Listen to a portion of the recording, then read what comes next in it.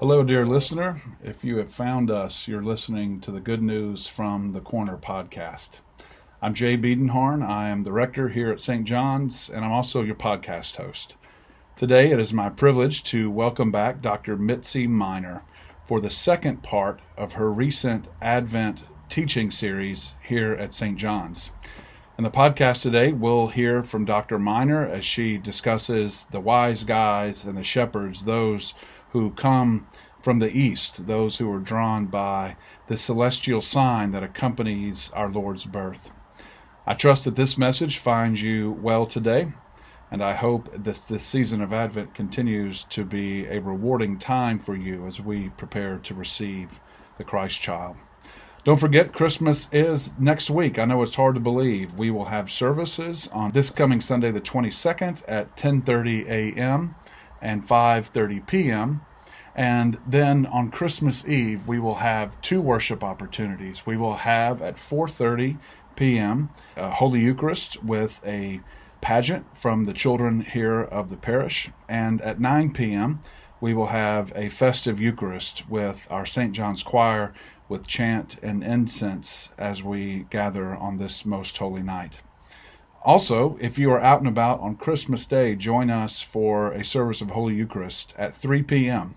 We're going to offer that a little bit later in the day to see maybe at that time if people are out and about and looking to assemble here. I hope you're well. I hope you have a fine day wherever and whenever you might receive this good news. God bless. Blessed Advent to all of you, and I'm delighted to be back. A quick reminder of how I kind of decided to approach things while I'm here these couple of weeks. I took a quote from, I think it was Abraham Joshua Heschel, who said that the important thing is to know what we see rather than to see what we know, which is a great quote when you stop and think about it. And it's really true because we're prone to see what we expect to see, whether that's either what's there or all that's there.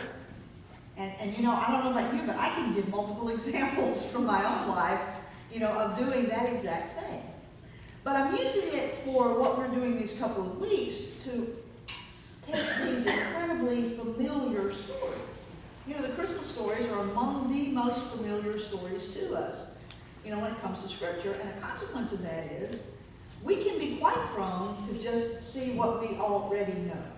So how many of you have nativity sets at home? And right? Actually, I should probably say, who doesn't? But I won't make you raise your hand. In a setting like this might be a little embarrassing. The next question might be, how many of you have more than one? Right? Yeah. And I love mine. I don't know about y'all, but I love mine. And they go out every year, and they will go out every year. But they also cause us, as a result of this, to see the Christmas stories sort of, here it is. And that's not always a bad thing. But what is possible is that there is more to the story.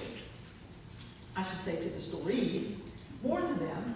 And if we will look more broadly, widely, deeply, we have a chance to see some things we did not know before. So that's what we're playing around with. Today we're going to hang out in Luke 2 for a little bit. We're going to go to that barn, and then we're going to go hang out with the shepherds in the fields, keeping watch over their flocks by night. By the way, don't you just really have to do the Christmas stories in King James? When they talk about the baby being wrapped in bands of cloth, that just doesn't work, does it? It's got to be swaddling clothes. It just doesn't work. But nonetheless, I didn't bring a King James with me today, so we'll take what we have. So I want to start. Jerry actually asked me about this last week, and I thought this would be fun to come back to. So the chapter 2 begins this way, in Luke's very nuanced way. So he says this: in those days, a decree went out from Caesar Augustus that all the world should be registered. This was the first registration was taken while Quirinius was governor of Syria. Did we really need to know that? Right? Who the governor of Syria was? Syria, not today's Syria, but the province just north of Israel in that world. And so all went to their own towns to be registered. And so Jerry said, there's really no record that there was a worldwide tax, was there? And the answer is, there isn't a record of that. Doesn't mean it didn't happen. because records, particularly at that time, did not always, survive. But for me, the facticity of that, isn't that a great word, facticity? Whether or not that is factual is almost irrelevant. And here's why. Luke is not functioning as a modern historian, where we want to get the facts just so. And we want to know what actually happened in the setting. That's really a contemporary way of approaching history. Luke was a storyteller and a preacher. How many of you, some of you are storytellers because most of you are Southern, and that's just kind of what we do. And you've got storytellers all around you, so how many of you are storytellers, or the storytellers you've heard, might have on occasion just a little bit, maybe every now and then, exaggerated to make a point? No, never, right? Right? So, storytellers do that. Of course, the technical name for that is hyperbole, which is actually a Greek word for excess. Okay? So, a little Greek lesson for today. That's free. So, we do that to make a point. So, here's Luke, and basically starts out going, and so you know what Rome did? Rome taxed the entire freaking world. Isn't that a great storytelling technique? And by the way, in that world, if your province gets taxed, it probably feels like the whole world is getting taxed, right? In a world like that. So this is how Luke starts the story. Rome taxed the whole freaking world. And the result of that was that these two peasant people who lived in Galilee, in Nazareth, had to go to Bethlehem, the ancestral home of the family, to be registered at a time when she was about to give birth. That's how Rome operates in the world. And so that is Luke's way of telling the story. And then, of course, he tells the other part of the story, the part we know really well, where they go to Bethlehem. Joseph goes with Mary, to whom, the English again, to whom he was engaged. That's just so incorrect. I mentioned that last week. Marriages were arranged, and by this point they were probably living together. Homegoing had happened. And she was expecting a child, and while they were there, the time came for her to deliver her child, and she gave birth to her firstborn son and wrapped him in bands of cloth. It just doesn't work. Wrapped him in swaddling clothes and laid him in a manger because there was no room for them in the inn. And of course, part of the implication is because so many people had to go, there was no place for them to stay, because it's not like, our world where there's going to be a motel, in the downtown area about every, block. That's not the situation in the first century world. So that Luke starts the story of the birth. So here's Rome. Here's Rome's power. Here's what Rome does. Here's how Rome operates in the world. And here's God operating in the world where God fulfills a promise long made and has a son come into the world in a barn. By the way, one of the things we do with our nativity sets is we clean this scene up, don't we? Because your nativity sets don't smell. Right? Have you ever been in a barn that didn't? They don't smell. They're not dirty. There's not actual, real life dirt and hay and stuff. There's not real animals doing what real animals do in your nativity set. So we clean this scene up. So let's not think about a stable. Let's think about a barn. And he was born and cradled in a feeding trough, an animal's feeding trough. Again, we do manger and we make it into something really beautiful. It was a feeding trough. It's where the animals fed. Can you imagine how unsanitary, how unsafe, how difficult this was? A first century audience who doesn't have 2,000 years of nativity sets. Many of them, in certain parts of the world, magnificent works of art. And have you ever noticed the magnificent works of art really clean this scene up, don't they? They make the manger and is never looks like a feeding trough, and the stable looks like a palatial kind of something or other place. In many of these fantastic works of art, That's not the story. I don't mind the works of art. But the story is this was a freaking barn and a feeding trough. So a first century audience probably at this point has their jaws hanging open. I suspect that the response is going to be, this is your God fulfilling promises? This? A barn? A feeding trough? Peasant people who can't do anything about being ordered to report, to register for more taxes that they probably can't pay anyway? This is your God? Are you serious? This is how we're going to renew all of creation. And Luke's astounding response is, yes. Yes. So, start with that contrast, okay, as this is unfolding. And if you can, go stand in the first century and take those beautiful works of art. And again, I love them. I love my nativity sets. You love yours. I'm not knocking them, but for the moment, take your imaginations out of there and into a barn where the smells are the smells and the dirt is the dirt. And the feeding trough has got animal slobber on it. And that's where we are. And a first century audience is looking at Luke like, are you serious? And Luke says, oh, it gets better. It gets better. So we get to go stand now with those shepherds. I don't know about y'all, but when I think of this story, I always think of Linus in the Peanuts Christmas thing, walking out and reciting that story. You know, it's forever. And again, in King James, I might add. But let's go stand with those shepherds. Let's get to know them just a little bit. So first of all, Judea, where they are, Bethlehem and Jerusalem, part of Judea, is mostly desert. So there are no grassy hillsides, despite, you know, all of the artwork that has been done. There are no grassy hillsides out there. They are shepherds in a desert, and that has its own challenges. It means that they're going to have to constantly be on the move to find enough for their flocks to eat and to find water. And water is a whole big part of this story, because water is necessary. You can go for quite a few days without food. Water, not so much. And so they've got to find water out there. And when they do, the vast majority of it's going to have to be drunk, going to be taken in by both people and animals. And part of what that means is there's very little left for something like hygiene. And virtually nothing left for the kind of ritual washings that Jewish people often did, you know, about kosher and keeping purity and those kinds of things. So they couldn't do those things.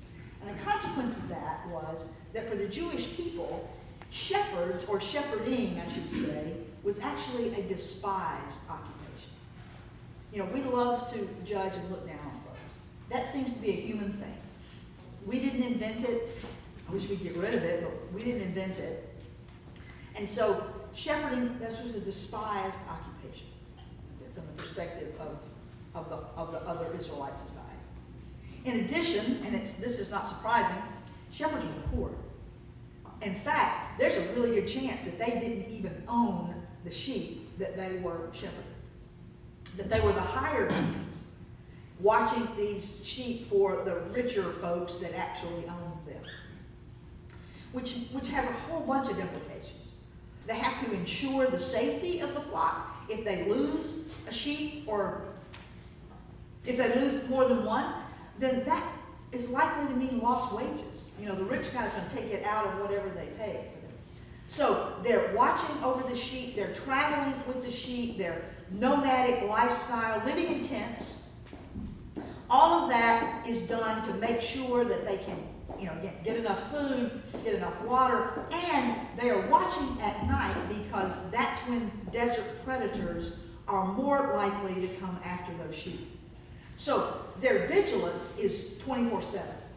And part of what that means is this is a full family effort. So spouses, children, everybody takes a turn, because when you've got to do 24/7, that's what you have to do. So don't imagine, despite despite what you have heard or seen on a Christmas card here or there, that this was all men that were out there. Last week we did the women. This is a mixed group. Okay, we're going to do the men next. This is a mixed group of folks, including children, who are keeping watch over their flocks by night in very difficult circumstances. Okay? So, all of this, these are the people that are out there, and again, as Linus tells us, keeping watch over their flocks by night.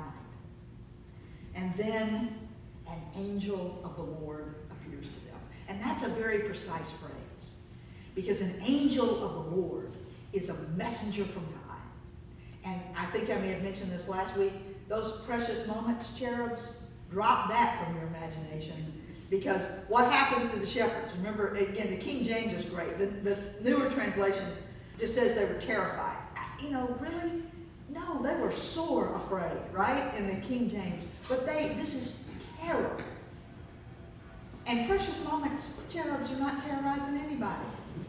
Okay? So, it's an angel of the Lord appears to them out there, and they were terrified. And the glory of the Lord shone around them. King James, round about them, which is, again, much better. And they are fearful out there. And then what happens next?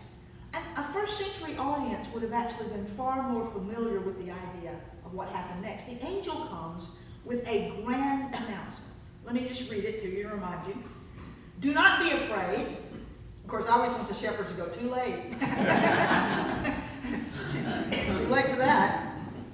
Do not be afraid, for see, I'm bringing you good news of great joy for all the people. To you is born this day in the city of David a Savior, who is the Messiah, the Lord. And this will be a sign to you. You will find a child wrapped in bands of cloth and lying in a manger. And suddenly there was with the angel a multitude of the heavenly host, praising God and saying, Glory to God in the highest heaven, and on earth peace among those whom God favors. For a first century group of folks, this would have been a grand announcement. And they were familiar with this idea. Because every ruler in the world, when the ruler had a son, which means that the ruler's power is going to be extended into the next generation.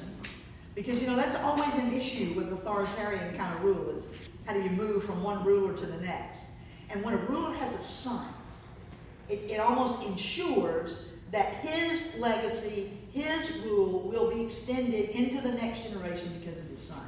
So when he has a son, he has this big gathering. And the great hall or palace, whatever is the grandest spot, and he invites all of the other high status folks. His allies, but more especially his rivals.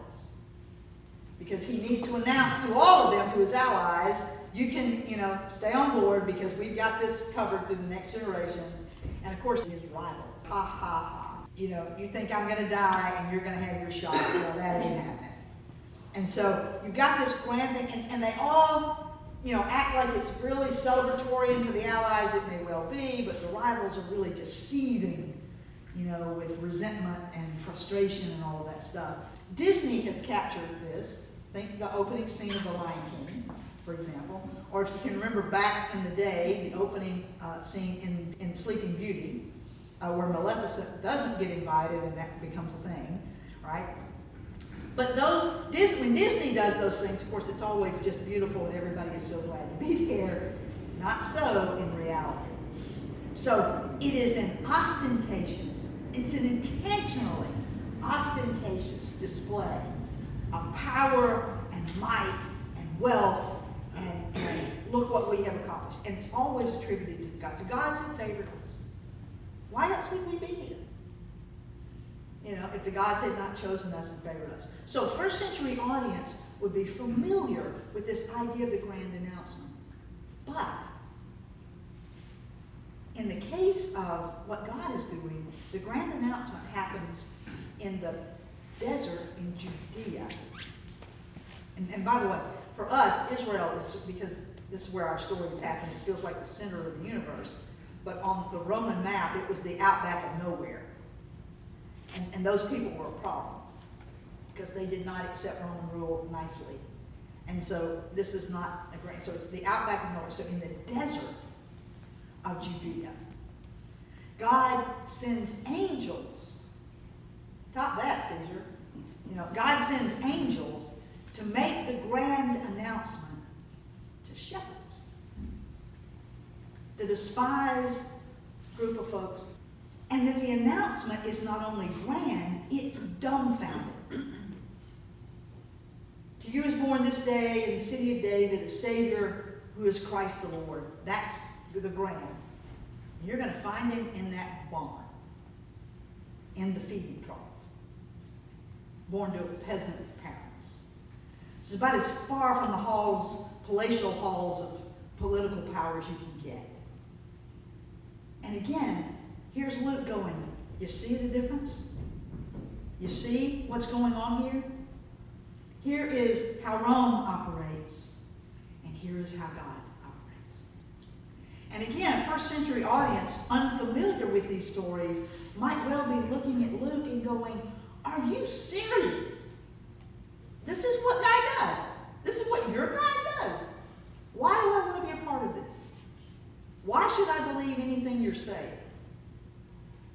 And Luke's answer is, because there is a difference between force and power. And we human beings often equate the two. Still to this day, we often equate the two. It's not true. Force is force. It can wreak havoc. It can cause damage. It can do destruction. It can tear things down. It can put somebody in power and keep that person in power. But if you want to talk about renewing creation, if you want to talk about giving people life and hope and freedom, if you want to talk about enabling people to live the kind of life that God intended, force will not get you there. What gets you there, according to Luke's God, is grace and mercy and love and welcome and acceptance and understanding that all of us, even though shepherds are beloved children of God, it's an entirely different dynamic. And so 2,000 years later, friends, whose songs are we singing? Who do we revere? Whose birth are we celebrating? It's not Caesar's, have you noticed? It's that baby in the barn. It is entirely possible that God knew what God was talking about when God announced this. So, notice the angel's words. This is good news to all people. But the last part of the promise is peace on earth for those whom God favors. So, there's a distinction here. And I think the distinction is this. Here's the good news. It is for everybody.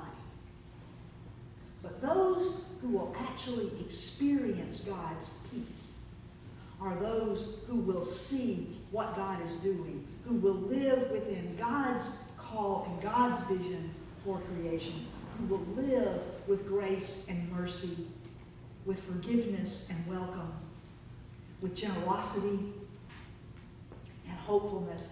Those are the ones who will experience God's peace.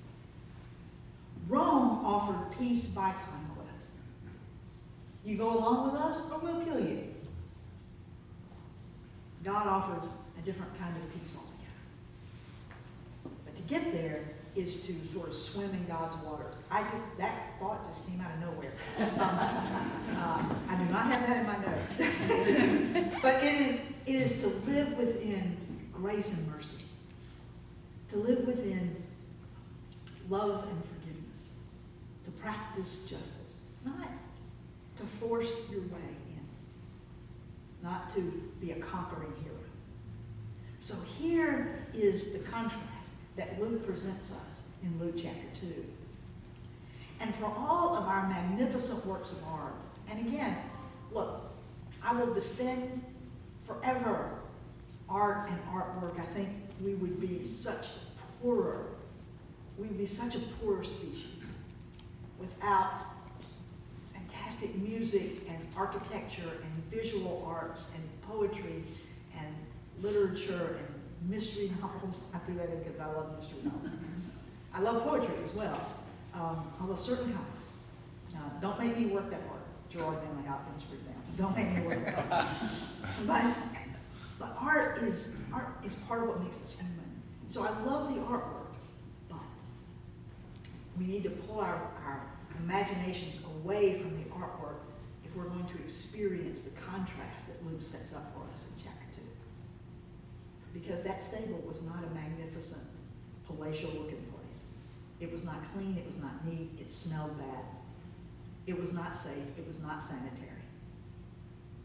And these two people were Middle Eastern peasant people, probably scared to death about what they were trying to do. I mean, just have a baby, survive with it. Okay? So here's your contrast. And let's make sure we see those. The last contrast for today fits in. We're going to shift to Matthew for a minute. Going to give Matthew a few props. Matthew chapter 2 is after the baby has been born. And you won't get to this story until January when we get to Epiphany. So I'm totally cheating by doing this during Advent. It is the great thing about being a teacher of Bible rather than a preacher of the lectionary. I can cheat when I want to, right? So, the story of the wise guys, as I call them, who showed up in Matthew 2. So a minute, just a quick moment to get acquainted with them. We had to get acquainted with the shepherds, and now we'll get acquainted with the wise guys.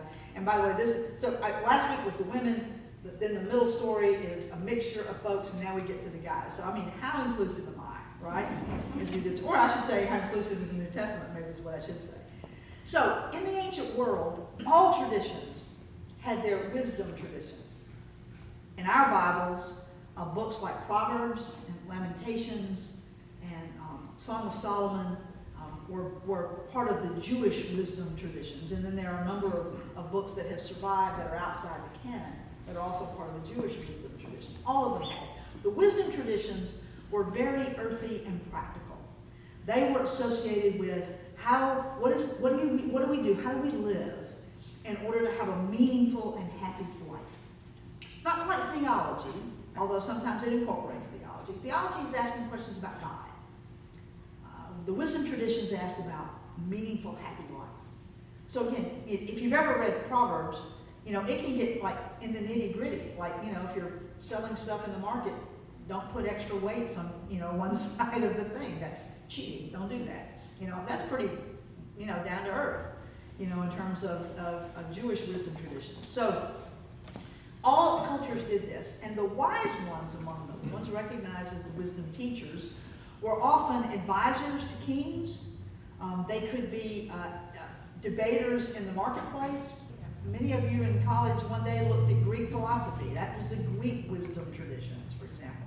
And they debated in the marketplace, what made for a full and happy life. They were often would gather followers or students. They might act like professors in our time. Might act like philosophy professors in our time. So these were the folks that we're talking about here who show up in our story. They are called magi in the New Testament. Those folks were also referred to as sages or simply the wise ones, depending on the tradition. So they're kind of fascinating folk. Now, the guys who show up in our story have an added dimension to this because they're not hanging out in this story in their wisdom traditions. They have come from the east. We don't know where, but it wasn't the Orient. We don't know how many of them, and they weren't kings. Other than that, the song is fine. We get three, by the way, because they get three gifts. That's really the only reason we call them, the three of them. When one of my great nieces was in a preschool, and she was about 4, so she'd learned this whole story. And she was sitting on my lap, and we were eating Christmas dinner, and looked over at one of my mother's nativity sets, and she said, "Oh, those are the Wiser men." That's how she heard it, you know. You love that about kids, right? So we don't know how many there were, but and we don't know if they were advisors to kings, but there's a good chance that these are high status folks because they're going to make a journey to get there. And as I mentioned last week with Mary, travel in this world is not easy. So they make a journey to get there. And think about that. This is not their tradition. This is not, they grew up in this is now happening in their midst. They saw a star. And by the way, we have such a tendency sometimes to make fun of them for that. We go, oh, they're like doing astrology. But if you think about ancient people, not scientific in the way we are, that doesn't mean they aren't scientific. They're not scientific the way we are. And if you think about it, you learn a lot from studying the sky. And they don't have like light pollution, so they can really see, you know, the sky. And so things like the pattern of moon and stars starts to tell you about the passage of time and seasons. You know, you begin to notice, oh, I've seen the stars in that pattern before. That's how we get constellations, is they finally do that. And so the last time it was like this, it started getting cold. Or warm, as the case may be. You can also navigate by the stars, which, imagine folks out on oceans where you can't see land in an ancient world. You can navigate by stars. You also, if you're studying the sky, your first indication that there are storms coming are up there. So if you think about it, there's a lot that can be learned, you know, by studying the sky. So don't like dismiss this as like, you know, the little astrology stuff, you know, on the internet every day, right? So they're observant people, and they have seen a star. By the way, you can also figure out that if you're an observer of the sky and something out of the ordinary happens, you know, there's a meteor shower or an eclipse or something else out of the ordinary that you see, and something on Earth that is significant happens at the same time, you can see where they'd associate those. Oh, this was a sign that this is about to happen. You can see how that comes about, right? And so they have seen something in the sky. They refer to it as a star. You know, as you might guess, over the years, millions of speculations. Was it Halley's Comet? You know, for example. You know, and we don't know. I can't do that. They've seen something that has pointed them westward. And they consider it to be monumental. So they journey across a freaking desert in a world where they don't have MREs and all kinds of ways of transporting water and all that. I mean, this is not easy that they do. But they trek across the desert. They arrive in Jerusalem and they ask, where is the child who's been born King of the Jews? For we observed his star in the east and have come to pay him homage. I have an idea that Luke was presenting them as astounded that they were having to ask. Remember the grand announcement? I'll bet as they came to Jerusalem, what they expected to find was a full-blown celebration going on and a grand announcement happening, and they hoped they had missed it. And instead they get there and like nothing is happening. And they have to ask. Where's the child who's been born King of the Jews? What's up with you people? You know, we saw the star, what's your problem? Okay? I think they had to have been like, what? What's going on here? Okay? And then, of course, Herod hears this. Herod was Rome's, the current term for this is Rome's client king. They didn't call him that in the first century world. That's a sociological term from today. But Rome, like, you know, appointed him to this position, and Herod is like, do you not mind if I call myself a king? I kind of like that title. And Rome's like, we don't care what you call yourself, as long as you keep the peace and get the tax revenues when they're supposed to get there.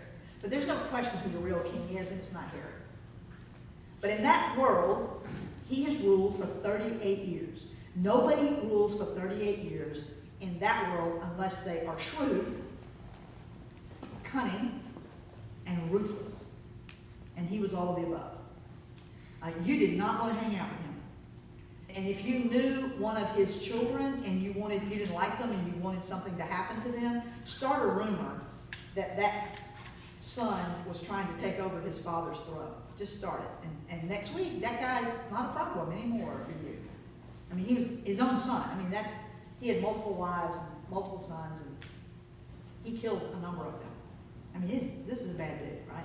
And 38 freaking years that they've had to put up with him. So Herod hears about what's happened.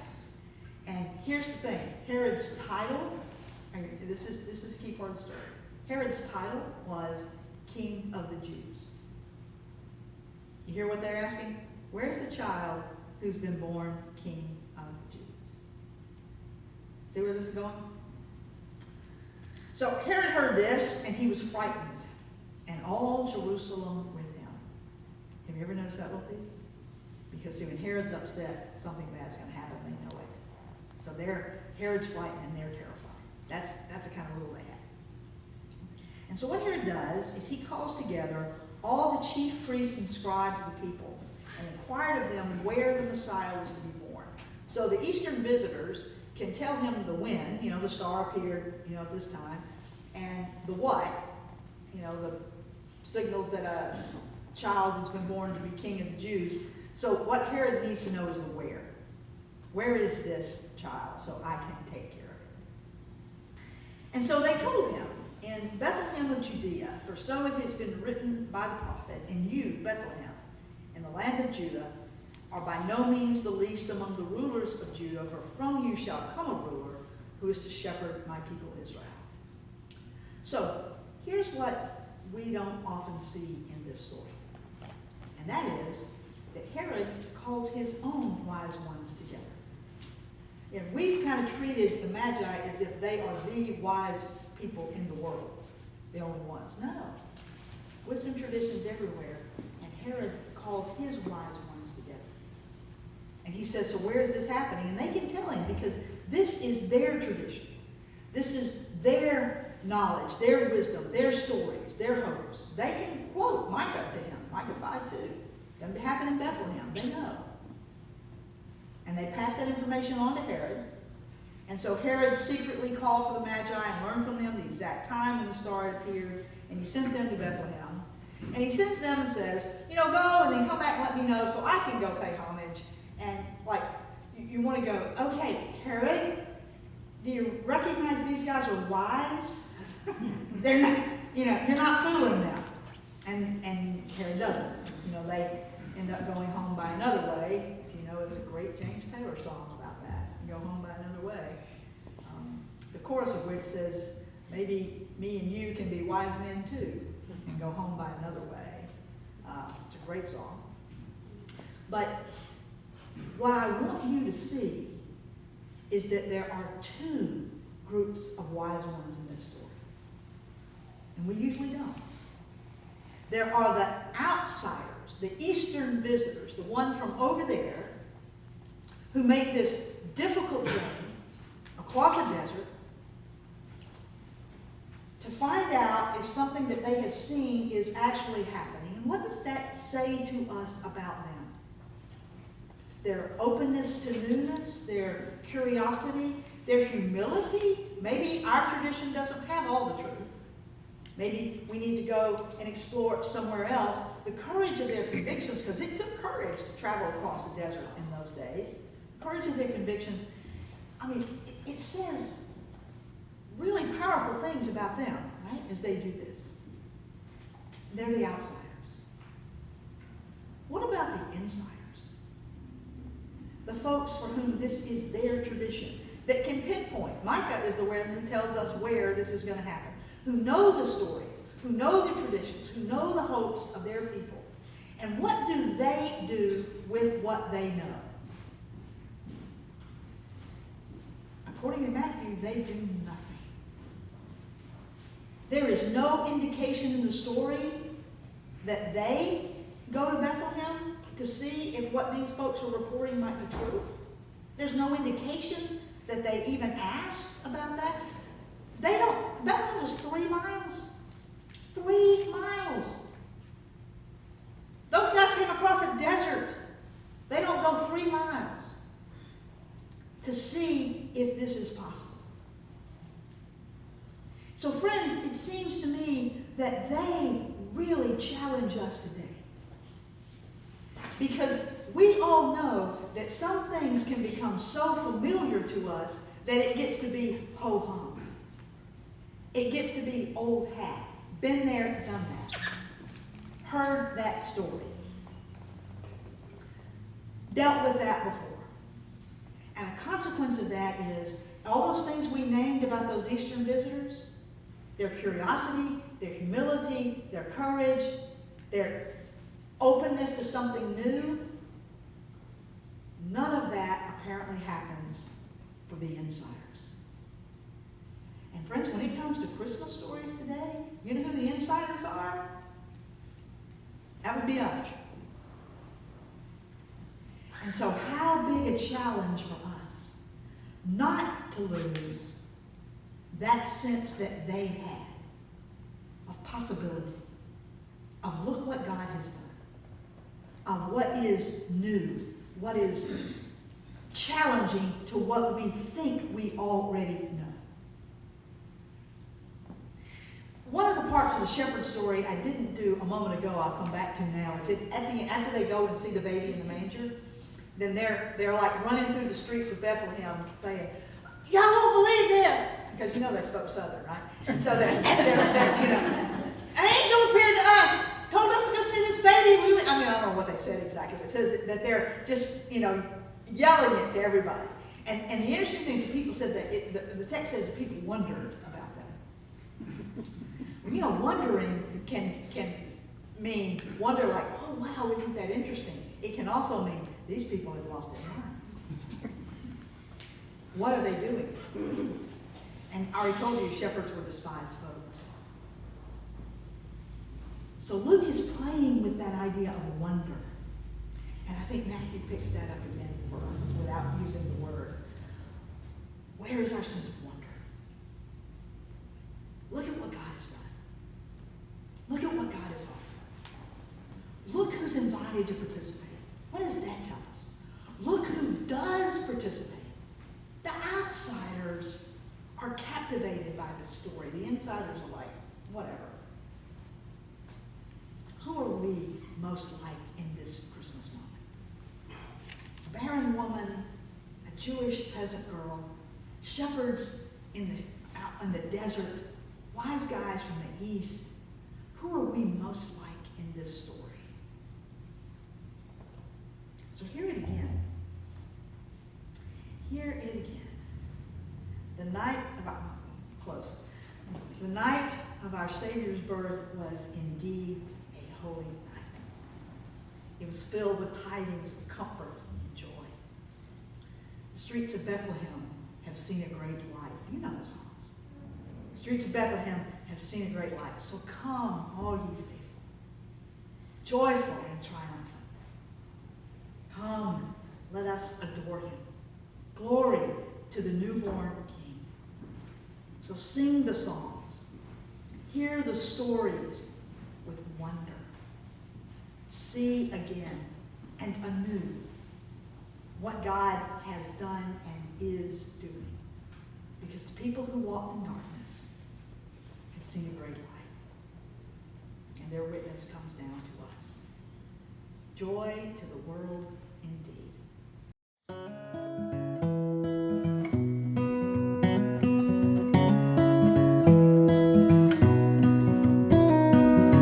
Thanks for tuning in today. You've been listening to the Good News from the Corner podcast. St. John's Episcopal Church is located at the corner of Central and Greer in Memphis, Tennessee. Our parish website is www.stjohnsmemphis.org. You can also catch us on all of the normal social media platforms. You can join us for church at 10:30 on Sunday morning on our St. John's Memphis YouTube channel. Share the Good News podcast with somebody. And remember, you matter to God. Your life is not yours alone. Come see us sometime.